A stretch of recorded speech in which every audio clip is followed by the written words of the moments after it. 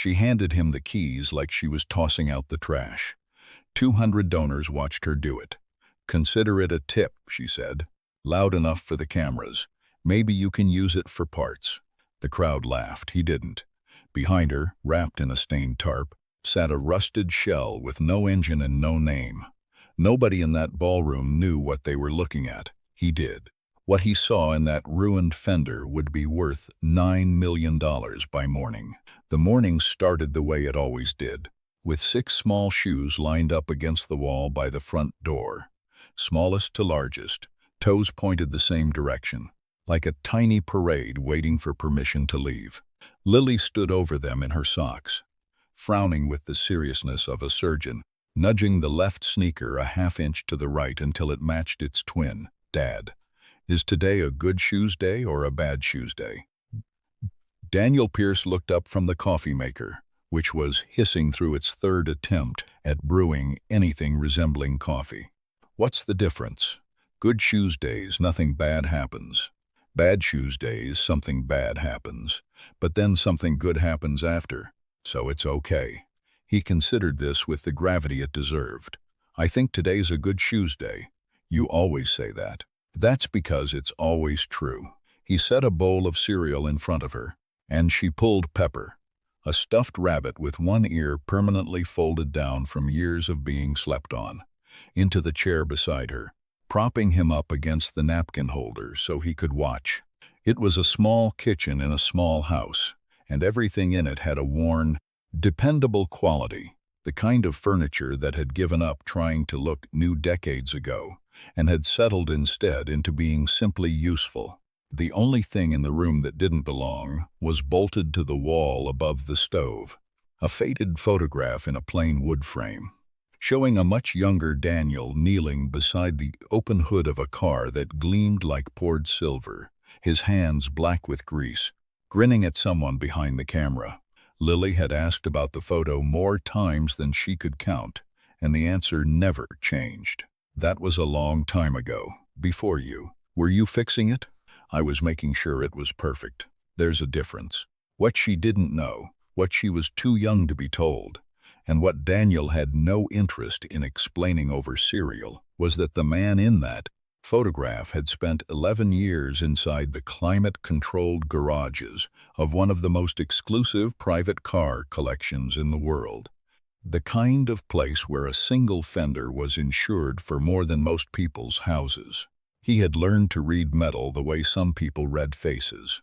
The hammer marks, the seam lines, the tiny inconsistencies that told you not just what a car was, but who had built it, and when, and sometimes even why. He had left all of it 3 years ago, in the space of about 6 weeks after his wife Margaret's diagnosis turned from something they were fighting into something they were losing. The collection's owner had been generous, more generous than Daniel had expected, offering an open door back whenever he was ready. Daniel had thanked him and never called. There was a 5-year-old who needed someone to walk her to school, and there was no version of that job that allowed for it. So now he ran a one-bay shop on the edge of town, doing oil changes and brake jobs, and the occasional restoration for a local enthusiast.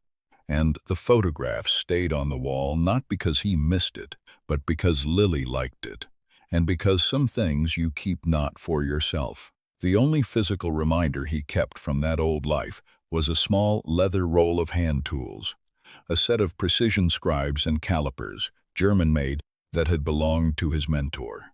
He didn't use them often, but he kept the roll in the bottom drawer of his workbench, oiled and wrapped, the way some men keep a watch that no longer runs. Across town, in a glass tower that caught the morning light like a blade, Vanessa Hale was already on her 3rd call of the day, standing at a window 40 floors above a city that, from this height, looked less like a place where people lived and more like a circuit board. Hale Capital occupied the top 6 floors of the building. Vanessa had occupied the corner office for 2 years. Ever since her father's death had moved her from here to chief executive in the space of a single board meeting.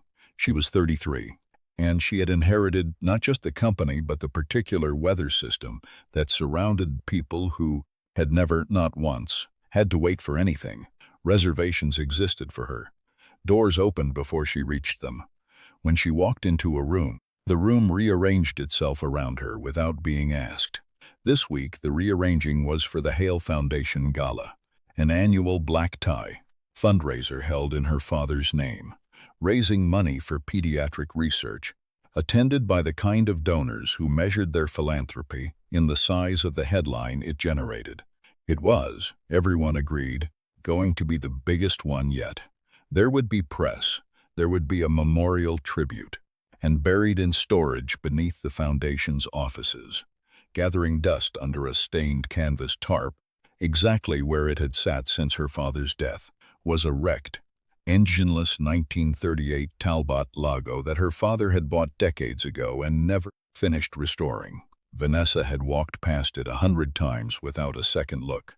To her, it was a rust-colored eyesore taking up space that could be used for filing cabinets. Her assistant had floated the idea of finally hauling it to scrap, and Vanessa, mid-thought about something else entirely, had said the words that would change everything without giving them a second thought. Actually, give it to the mechanic, the one doing the gala car detailing. Make it a bit, it'll be funny. She had no idea what was sitting under that tarp. She had even less idea who was about to walk into her ballroom to look at it. The Hale Foundation Gala was held in a ballroom that had been built a century earlier for exactly this kind of evening. Soaring ceilings strung with chandeliers, marble floors polished to a mirror shine, and enough gold leaf on the walls to make a museum curator wince. By 7 that evening, it was filled with 200 of the city's wealthiest people, dressed in the kind of clothes that existed purely to be photographed, moving through the room in slow orbits around ice sculptures and champagne towers. Daniel had been hired 3 days earlier through a referral, a small detailing job, nothing more. The foundation wanted the antique cars in their private collection cleaned and presented in the lobby for donors to admire on their way in, a tasteful nod to the family's history with classic automobiles. He'd spent 2 days in the foundation's underground garage with a respirator and a bucket, working alone, bringing decades-old paint back to something resembling a shine. It was easy, honest work, and it paid well, and nobody had so much as glanced at him the entire time. Tonight he'd been asked to stay late. There was apparently one more car that needed to be moved out of storage and into the lobby for a brief unveiling. He'd put on the only blazer he owned over his work shirt, because that was what the email had said to do. And now he stood near the edge of the lobby, in a room full of people who had never once, in their lives, worn the same shoes 2 days running. He noticed Lily wasn't with him. She was at her grandmother's for the night, and was glad of it, until the moment he realized he wasn't glad of it at all, because right now he would have given anything to have her small hand in his. The one more car arrived on a flatbed, wrapped in a stained gray tarp, and was wheeled to a spot near the center of the lobby, close enough to the ballroom doors that anyone walking in would pass directly by it. A small crowd had already gathered, drawn by the spectacle of a tarp-covered shape being unveiled. The way crowds are always drawn to things that might be embarrassing for someone. Vanessa Hale arrived at the unveiling, flanked by 2 members of her PR team and a photographer who had been quietly instructed 20 minutes earlier that something fun was about to happen and to be ready for it. She wore a suit the color of wet slate, cut so precisely it looked less like clothing and more like architecture. Her blonde hair was pulled back in a way that made every angle of her face look deliberate. She held a flute of champagne she had no intention of drinking, and she scanned the small crowd until she found the man in the slightly too large blazer standing near the foundation's logistics coordinator, the mechanic. She'd been told, the one who'd been crawling around the garage all week. She'd never seen him before in her life. It took her less than 2 seconds to decide everything she needed to know. "You're the detail guy," she said. Not a question. "Daniel," he said. "Daniel Pierce." "Right." She turned to the small crowd, raising her voice slightly. The practiced lift of someone used to being listened to. So, funny story. We were clearing out some old storage, found this thing my dad bought 1,000,000 years ago, never even got around to it. Total wreck. And I thought, she gestured at the tarp, then at Daniel, with a smile that invited everyone in on the joke. Well, Daniel here's been doing such a great job on the real cars all week. I figured this could be his, like a tip. A pause, perfectly timed. Consider it a tip, she said again, louder this time, for the people in the back. Maybe you can use it for parts. The crowd laughed. A warm, easy laugh. The kind that comes from people who are relieved to be told what's funny. A few applauded. Someone near the back said, "God, Vanessa, you're terrible," in a tone that meant exactly the opposite. Daniel did not laugh. He didn't flinch, either.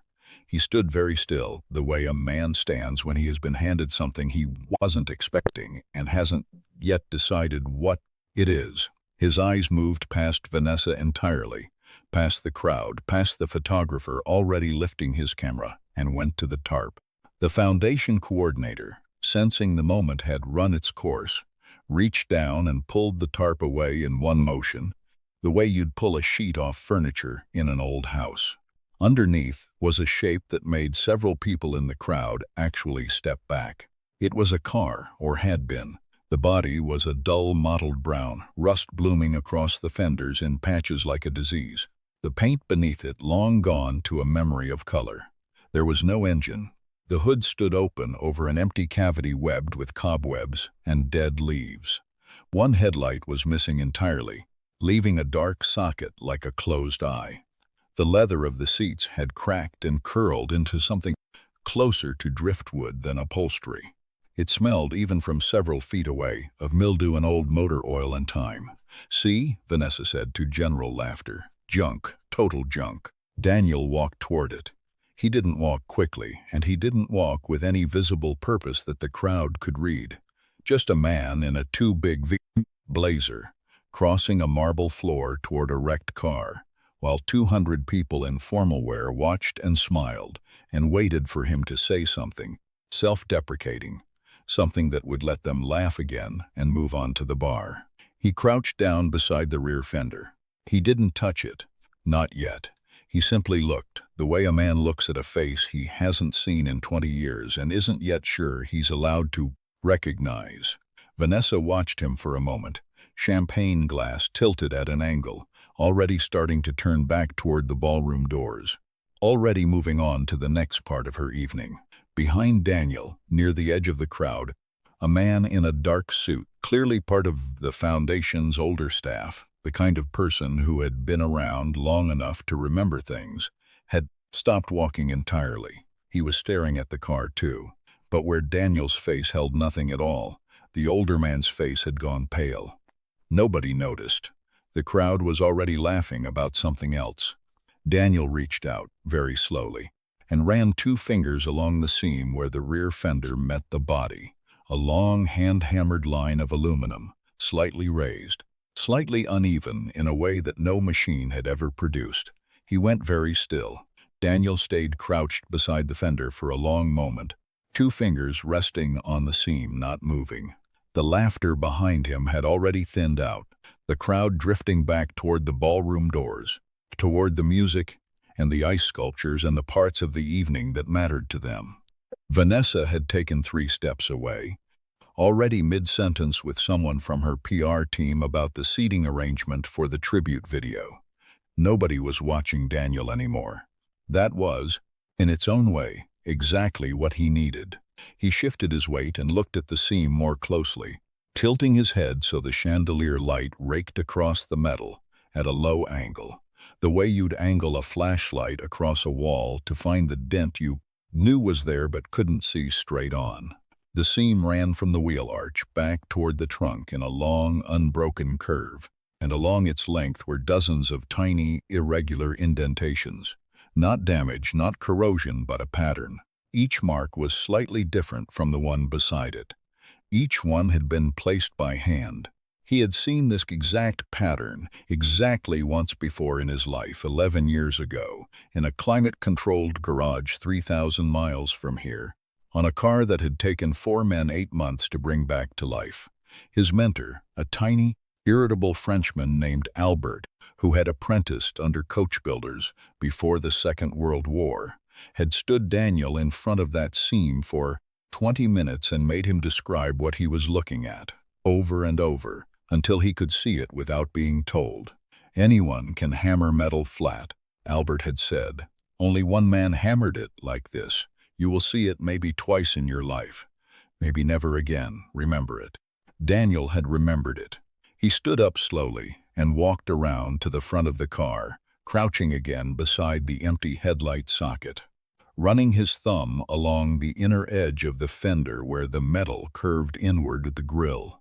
And there it was again, the same pattern, the same hand, repeating itself in a rhythm too small for most eyes to register and too consistent to be anything but deliberate.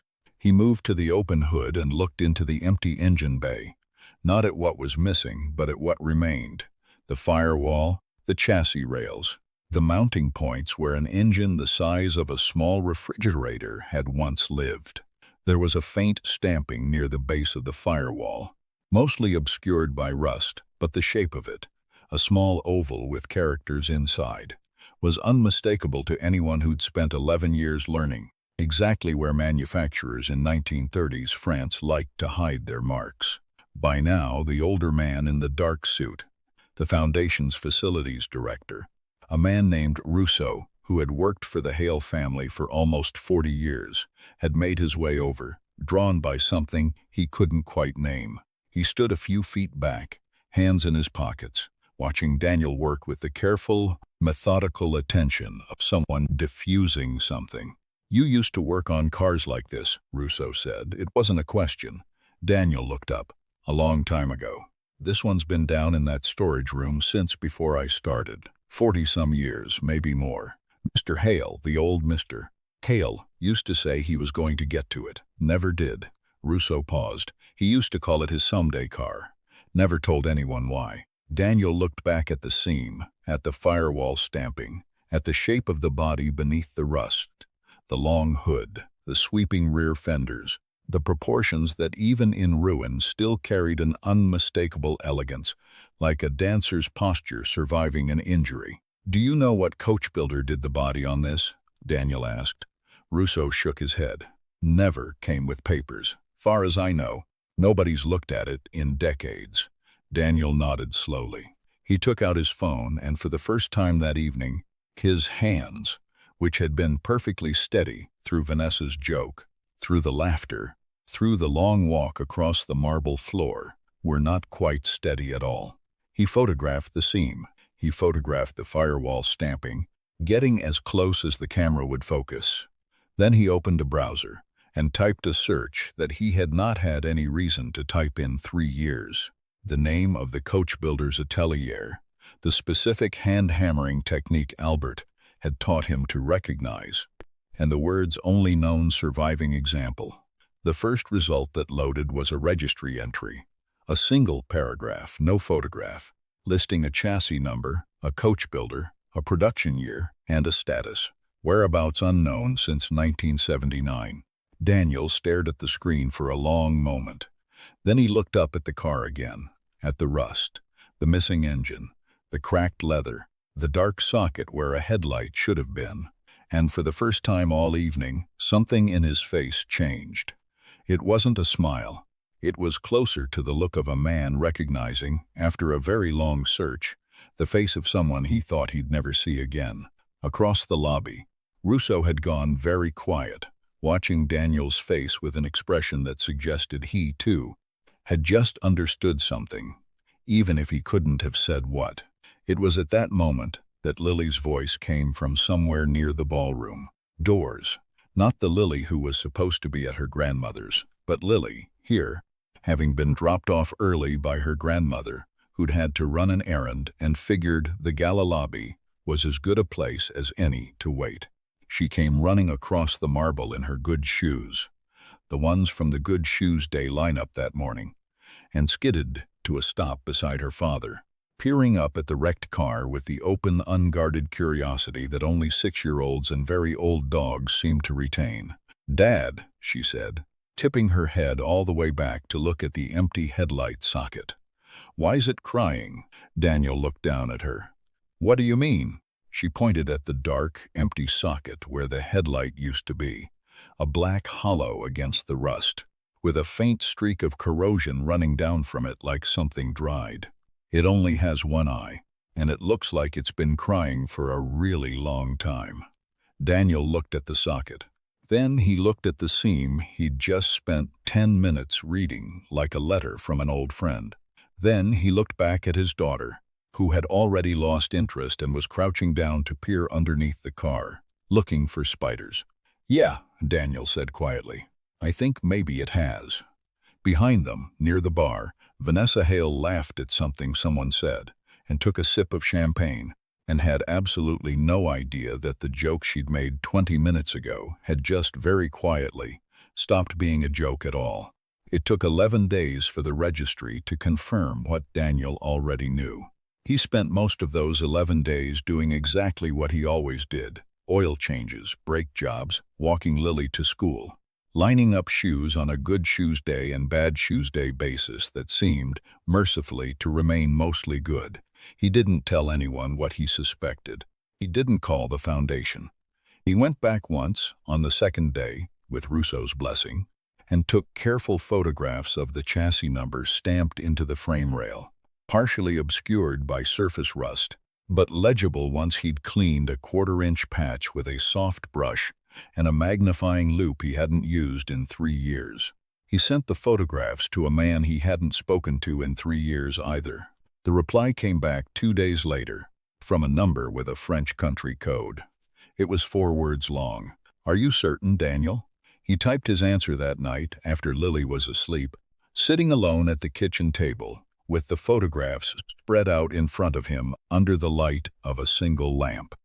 Margaret's old reading glasses sat in a small dish near the napkin holder, where they'd sat for 3 years, because he'd never quite managed to put them anywhere else.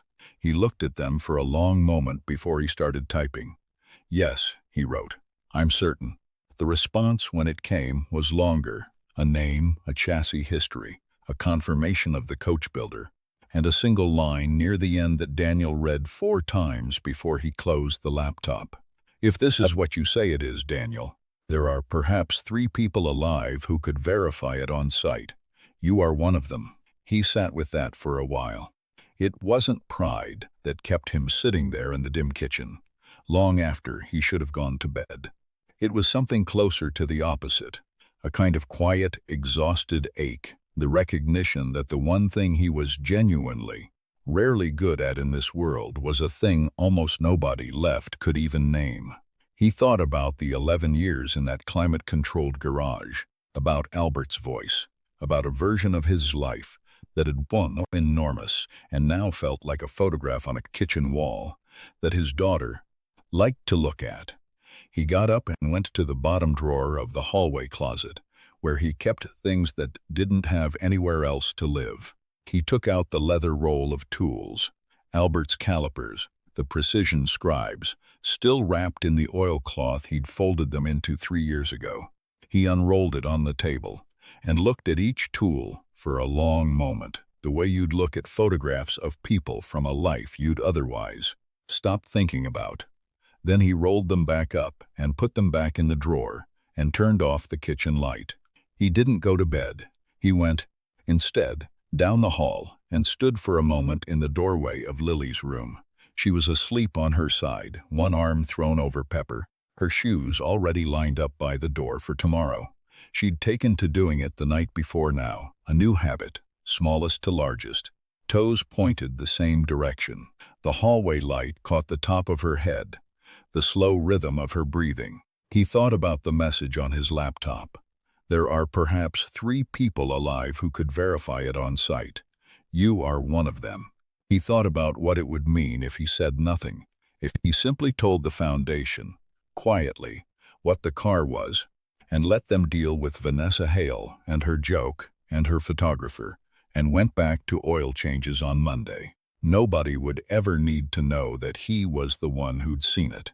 He could disappear back into the version of his life that fit around school pickups and good shoes days the way he disappeared into it 3 years ago, on purpose, because it was the right thing to do. And some small, tired part of him, the part that had stood very still in a marble lobby while 200 people laughed, wanted very badly for that to be enough. He stood in the doorway a long time. Then he reached in and gently straightened Pepper's folded ear, the way he did most nights without thinking about it, and pulled the door most of the way closed, and went back down the hall, not to bed, but to the kitchen table, where he picked up his phone and, for the second time in 11 days, started typing. This time, the message was to the foundation. 3 weeks later, the Talbot logo sat in the same lobby where it had been unveiled, except now the marble floor around it had been roped off, the chandeliers dimmed and replaced with a single bank of museum-grade lighting, and the car itself had been cleaned, not restored, just carefully, respectfully cleaned, so that the rust and the cracked leather and the missing headlight were all still there, but lit now like an exhibit rather than a punchline. A small crowd had gathered again, smaller than the gala, no champagne towers this time, but with two things the gala hadn't had: a registrar from an international vintage authentication body, flown in on 4 days' notice, and a single television camera from a specialist auto history channel that had heard, through channels Daniel still didn't fully understand, that something extraordinary had turned up in a private foundation's storage room. The registrar, a precise silver-haired woman named Helene Voss, who had spent 30 years building the kind of reputation where her word alone could move a car's value by 7 figures, stood beside the Talbot logo with a tablet in one hand, having spent the better part of 2 days going over every inch of it: the seam pattern, the firewall stamping, the chassis number, cross-referenced against an archive in Paris that hadn't been opened for this purpose in over 40 years. "This chassis," she said, to the small crowd and the camera, in the unhurried tone of someone who had said important things many times before and had learned not to rush them, was recorded as missing, not destroyed, not scrapped, simply missing, since 1979. There has been, for nearly 50 years, a single line in a single registry that read "whereabouts unknown." She paused, letting that sit. As of this morning, that line has been updated. She looked up, briefly, toward the edge of the crowd, toward Daniel, who was standing exactly where he'd stood 3 weeks ago, in the same blazer, with Lily beside him holding Pepper by one ear. "I want to be clear about something," Helene continued. "This identification was not made by my team.